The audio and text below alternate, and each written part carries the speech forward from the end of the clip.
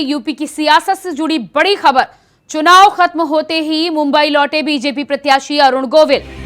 तो यूपी की सियासत से जुड़ी बड़ी खबर सामने आ रही है। दूसरे चरण के चुनाव कल खत्म होते मुंबई लौटे बीजेपी के प्रत्याशी अरुण गोविल।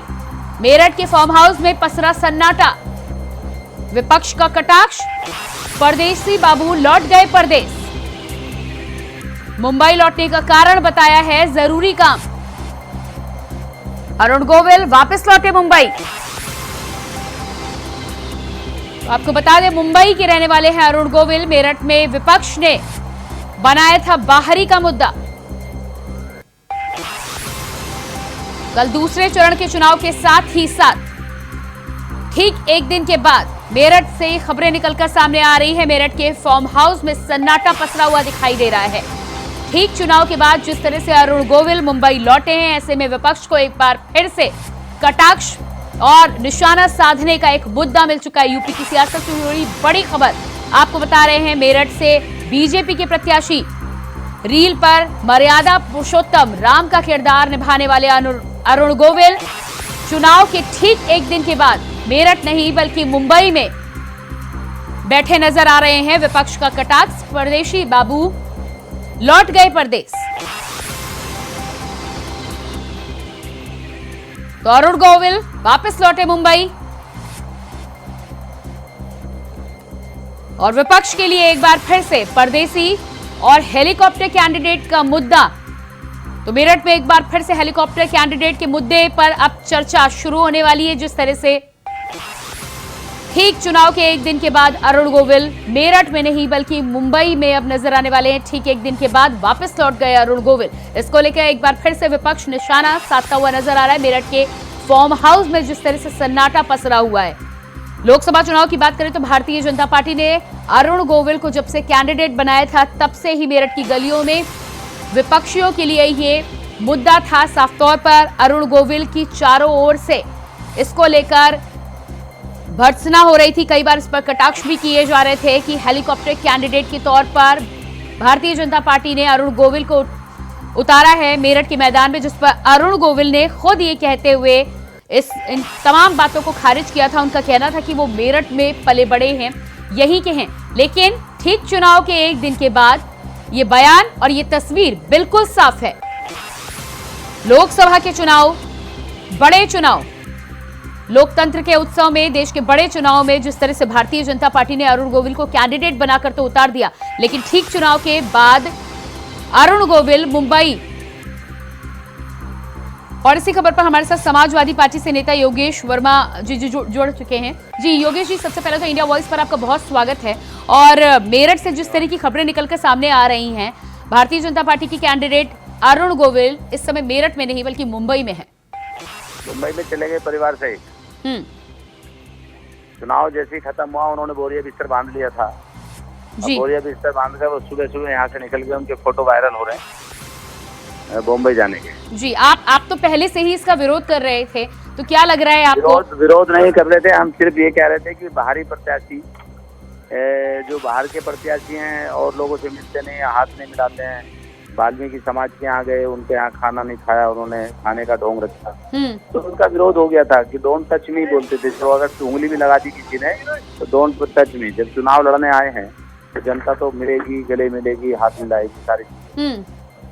तो क्या आप इस तरह की घटना के बाद आप इस बात का पुरजोर विरोध करते हैं कि बाहरी कैंडिडेट और हेलीकॉप्टर प्रत्याशी नहीं उतारे जाने चाहिए? देखिए, बाहरी प्रत्याशी का जब यहाँ मेरठ तो नेताओं की मंडी है, तो यहाँ पे तो बहुत सारे नेता थे। चुनाव में भी जब ही रोचक मुकाबला होता है हमारा, जब कोई लोकल का प्रत्याशी होता है। कोई लोकल का प्रत्याशी नहीं था, इसलिए चुनाव ही नहीं था। अच्छा, नहीं तो योगेश जी ठीक है, भारतीय जनता पार्टी के कैंडिडेट को लेकर तो आगे बात होगी। यहाँ पर अरुण गोविल वापस मुंबई लौटे हुए नजर आ रहे हैं, लेकिन क्या आप इस बात को पुख्ता तौर पर मानते हैं कि किसी भी पार्टी को हेलीकॉप्टर कैंडिडेट से बचना चाहिए इस तरह के केसेस में? हाँ, देखिए मैं आपको बता दूं, वो ग्राउंड लेवल का सर्वे कराना चाहिए। अगर कोई बाहर का प्रत्याशी होता है तो वो जनता से वहाँ जुड़ा हुआ होना चाहिए, और जो कोई जनता से बिल्कुल जुड़ा हुआ ना हो, जनता जिसको जानती नहीं हो, उसको लाके अगर उतार दिया जाए तो वो गलत है। इससे ये होता है, उसको थोपा जाता है, पार्टी की तरफ से किसी को थोप दिया जाए तो पार्टी का लोकल नेता उसको चुनाव नहीं लड़ाता है। अच्छा, इस पर अरुण गोविल की तरफ से बयान ये सामने आया है कि उन्हें जरूरी काम था, एक्टर हैं, उन्हें जरूरी काम था, इस पर क्या कहना है आपका? जरूरी काम क्या होगा, कोई क्या नाम है पिक्चर बनानी होगी, कुछ का नाम है, इस तरीके का काम होगा। ये थोड़ी कि चुनाव खत्म हुआ तुरंत चले गए बोरिया बिस्तर बांध के। अब वो शायद मेरठ, ठीक है, समाजवादी पार्टी के समीकरण की अगर बात करें मेरठ में, तो अरुण गोविल तो वापस लौट चुके हैं, हालांकि नतीजे 4 जून को ही आएंगे, लेकिन समीकरण मेरठ में किस तरह के हैं? आपकी प्रत्याशी को लेकर क्या आपकी आशाएं हैं और क्या दावा आप कर रहे हैं? देखिए, सुनीता वर्मा मेरठ में मेयर रही हैं और मेरी पत्नी है, वाइफ है जी, और मेरठ में मेयर रही है, काम किया है, 400 विकास किया है। और समीकरण के हिसाब से ये है कि दलित मुसलमानों के साथ साथ हमें 36 राज्य थे, हर जाति की वोट मिली है, सब लोगों ने मतदान किया है और बढ़ चढ़ के भाग लिया है। एक मतदान करने वालों में जोश था, क्योंकि जोश जहाँ होता है तो वहाँ अब होता है चुनाव। तो क्या दावा करना चाहेंगे आप फिर यहाँ पर? दावा ये करेंगे कि जब हमें सभी जातियों का वोट मिला है, 36 जातियों का, तो हम लाखों वोटों से जीतेंगे। तो आपके खाते में पहुंच रही है ये सीट, मेरठ की सीट, और अगर हाँ तो कितने मतों से आप जीतेंगे? हमने बोला है कि जब सब जातियों की वोट मिली है, सब जातियों की, तो हम लाखों वोटों से जीतेंगे।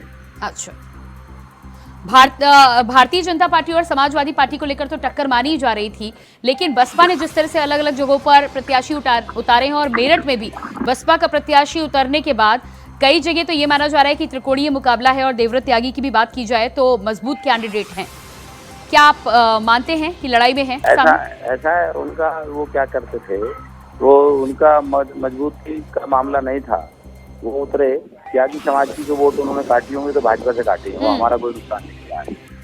दलित समाज की थोड़ी बहुत वोट, थोड़ी बहुत नाम मात्र हो गई होंगी, क्योंकि 2 अप्रैल के आंदोलन में हम जेल गए थे, हम पे रासुका लगी थी, हम पे फर्जी मुकदमे लगे थे, इसलिए दलित समाज हमसे मोहब्बत करता है। एक तरफा वोट वहाँ दलित समाज का हमें मिला है। चलिए योगेश वर्मा जी, ठीक है, लेकिन मेरठ की अगर बात की जाए तो हमेशा से भारतीय जनता पार्टी का गढ़ रहा है, राजेंद्र अग्रवाल जी को बार बार वहां पर जीत मिली है। इस बार हालांकि हेलीकॉप्टर कैंडिडेट कहकर आपके पास मुद्दा बेहतर था, आप दावा यहां पर जरूर करते हुए नजर आ रहे हैं, लेकिन उसके बावजूद भी क्या आपको लगता है कि आसान है आपके लिए रहा? हाँ, आसान है रहा, कोई दिक्कत नहीं है, हमें सबका वोट मिला है, इसलिए हमें कोई प्रॉब्लम नहीं है, हम जीतेंगे, अच्छे वोटों से जीतेंगे। जी बिल्कुल, योगेश जी, बातचीत करने के लिए बहुत बहुत शुक्रिया। तो यहाँ पर योगेश वर्मा जी, समाजवादी पार्टी से नेता, हमारे साथ बातचीत कर रहे थे। उनकी पत्नी मेरठ से चुनावी मैदान में है और जिस तरह से लगातार यहाँ पर उन्होंने साफ तौर पर दावा किया है कि helicopter candidate Bharatiya Janata party ने उतारा था, वो परदेश लौट चुके हैं, लेकिन उनकी पत्नी सुनीता वर्मा को सभी वर्गों के वोट मिले हैं। अब देखना यह है कि 4 जून को जब नतीजे निकलकर सामने आते हैं तो मेरठ की सीट पर किस तरह के समीकरण सामने आते हैं। लेकिन एक बात तो बिल्कुल साफ है कि अरुण गोविल के चुनाव के ठीक एक दिन के बाद मुंबई लौटने को लेकर एक तरफ तो चारों तरफ भारतीय जनता पार्टी को फजीहत का सामना करना पड़ेगा, तो दूसरी तरफ विपक्ष के पास भी ये मुद्दा अब अहम होने वाला है, क्योंकि अक्सर ये माना जाता है कि चुनाव समाप्त होने के बाद प्रत्याशी तमाम लोगों के साथ बातचीत करता है, कार्यकर्ता मुलाकात करते हैं। और हमारे साथ इसी बीच बीजेपी नेता विनीत अग्रवाल भी जुड़ चुके हैं। बहुत बहुत स्वागत है आपका विनीत जी। जिस तरह से अरुण गोविल जी ठीक चुनाव के एक दिन के बाद मेरठ में नहीं बल्कि मुंबई पहुंच चुके हैं, और अब तो ये कहा जा रहा है कि परदेसी बाबू आए थे, चुनाव हुआ और परदेश लौट गए। देखिए प्रियंका जी, ये बिल्कुल गलत है। एक तो नंबर 1 बात, अभी मैं सुन रहा था योगेश जी को, एक तो उनका ये कहना कि हमारा भारतीय जनता पार्टी का प्रत्याशी, पैराशूट प्रत्याशी है, इनसे ये पूछ लीजिए जिस गठबंधन से ये चुनाव लड़ रहे हैं उनकी राष्ट्रीय अध्यक्ष रही है, इटली से आई थी। नहीं तो लेकिन विनीत जी आप मुझे ये बताइए, मैं जवाब लीजिए प्रियंका जी, बीच में मत बोलिए, पहले पूरी बात सुन लीजिए आप। नहीं मैं सुन लूंगी, छोटा सा सवाल मेरा बीच में भी सुन लीजिए आप, उसके बाद अपनी बात पूरी कर लीजिएगा आप। जी बताइए। जिस तरह पैराशूट कैंडिडेट की आप बात कर रहे हैं, अगर हम मान भी लें कि आप पैराशूट कैंडिडेट को बात को सिरे से नकार रहे हैं, लेकिन ठीक चुनाव के एक दिन के बाद, पहले सुनिए मेरी बहन, पहले इनसे पूछिए जिस गठबंधन के साथ चुनाव लड़ रहे हैं, इनकी पूर्व राष्ट्रीय अध्यक्ष सोनिया गांधी इटली की थी, हमने कोई पैराशूट नहीं कहा। वो इटली से आकर भारत में आकर चुनाव लड़ सकते हैं। हमारा प्रत्याशी मेरठ में जन्म लिया और मेरठ में पढ़ा लिखा और बम्बई में जाकर के व्यापार करता, कलाकार बनता है, तो वो मेरठ भारत के मन को बढ़ाता है। और ऊपर से ये कहना हमारा प्रत्याशी कहीं नहीं गया, हमारा प्रत्याशी यहीं है और वो यहीं रहेगा। और जब चुनाव जीतकर देखिएगा, जब 4 जून को नतीजे आएंगे, 2.5 लाख से ऊपर की जीत भारतीय जनता पार्टी की होगी। मेरठ से एक कमल जी दिल्ली जाएगा और 80 की 80 लोकसभा सीट उत्तर प्रदेश की भारतीय जनता पार्टी जीतने जा रही है। समाजवादी पार्टी, बसपा और कांग्रेस का राजनीतिक सुपरा साफ हो रहा है। अच्छा, खिसियानी बिल्ली खमन होने वाली बात है, ये कुछ नहीं अच्छा है। विनीत जी, अच्छा ठीक है, मेरठ में पैदा हुए, आपने टिकट दे दिया, ठीक है, मान लेते हैं 4 जून को जो नतीजे आएंगे वो नतीजे आएंगे, लेकिन सनी देओल भी तो आपको याद होंगे, एक दिन भी संसद में उनकी हाजिरी नहीं हुई। कैंडिडेट तो आपको मिल गया, चुनाव भी जीत गए, लेकिन उसके बाद आप बताइए, संसद में एक दिन भी हाजिरी नहीं। किसकी? सनी देओल। सनी देओल से पूछिए भाई। अरे भारतीय जनता पार्टी की सांसद नहीं है क्या विनीत अग्रवाल जी? हेमा मालिनी सीनियर कलाकार है, 2 बार रही संसद में, आवाज देती है। अरे ये बताइए, आपकी पार्टी के सांसद का सवाल मैं आपसे नहीं पूछूंगी तो किससे पूछूंगी? आप जिस तरह से वकालत कर रहे हैं कि एक्टर हैं, वो देश का नाम रोशन करते हैं, बिल्कुल एक्टर हैं, ठीक है, आप कैंडिडेट बनाते हैं, आप बना भी दीजिए कैंडिडेट, लेकिन फिर इस बात को तय करना चाहिए ना कि प्रायोरिटी क्या है। प्रायोरिटी तमाम दूसरे काम है या मेरठ की जनता है? हमारी पार्टी सिर्फ नरेंद्र मोदी जी को तीसरी बार देश का प्रधानमंत्री बनाना है और देश के प्रधानमंत्री तीसरी बार नरेंद्र मोदी जी बनने जा रहे हैं। अच्छा, तो आप ये कहना चाहते हैं कि आपका कोई कैंडिडेट कहीं है ही नहीं, सब जगह 543 सीटों पर प्रत्याशी और आपका चेहरा नरेंद्र मोदी है, कैंडिडेट से आपका कोई लेना देना ही नहीं है। हमारे लिए हर तो मानिए ना कि अरुण गोविल से कोई लेना देना नहीं है, यहाँ पर आपके प्रत्याशी सिर्फ नरेंद्र मोदी और कमल का फूल है, फिर अरुण गोविल आए जाए, उससे ना आपको ना आपकी पार्टी के कार्यकर्ताओं को कोई फर्क पड़ता है? देखिए, मैं आपको समझा दूं, बहन मेरी प्रियंका जी, हमारे लिए भारतीय जनता पार्टी के लिए नहीं, पूरे देश के लिए, पूरे भारत के लिए जरूरी है देश तीसरी बार देश के प्रधानमंत्री नरेंद्र मोदी बने।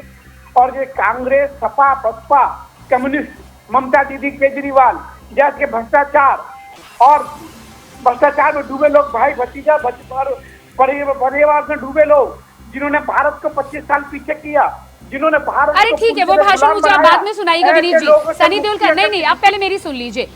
सनी देओल का मैंने जिक्र किया, आपने उससे सरी से निकाल दिया। अरुण गोविल को आप कैंडिडेट बनाकर ले आए, ठीक है, जीत भी जाएंगे वो अलग बात है, वो 4 जून को नतीजे पता चलेंगे, लेकिन आप मुझे ये बताइए कि जिस तरह से बुलंदशहर में और अलीगढ़ में बहिष्कार हुआ है सड़कों की वजह से, उत्तराखंड में भी यही तस्वीर देखने को मिली है, एक भी दिन संसद में सनी देओल हाजिर नहीं हुए, और उसके बाद यही नतीजा अगर मेरठ की जनता के साथ होता है, आपके प्रत्याशी मुंबई में बैठे रहते हैं जीतने या हारने दोनों के बाद में, तो मेरठ की जनता का ख्याल कौन रखेगा? देखिए, मैं टिकट का उम्मीदवार था, नाम विनीत शारदा है। मैंने उनसे वादा किया जनता से कि राम आएंगे, राम जब तक लक्ष्मण बीच में रहेगा। जनता को खाली हाथ नहीं छोड़ सकते, जनता देवतुल्य होती है। पहली बार तो अरे तो आप तो फिर से रामायण बनाने की तैयारी में है, राम को आप मुंबई भेज देंगे वनवास पर, और यहाँ कोई चरण पादुकाएं रख के कोई और शासन करेगा क्या? ये आपके खाली पुलाव है। हमारा प्रत्याशी जीतने के बाद मेरठ हापुड़ लोकसभा में रहेंगे और जनता के बीच में रहेंगे, जनता की सेवा करेंगे। चलिए ठीक है, बिल्कुल संकल्पित है। ठीक है, 4 जून के नतीजे आने के बाद विनीत जी आपसे एक बार फिर से बातचीत होगी। फिलहाल इंडिया वॉइस से बातचीत करने के लिए आपका बहुत बहुत शुक्रिया विनीत जी, धन्यवाद।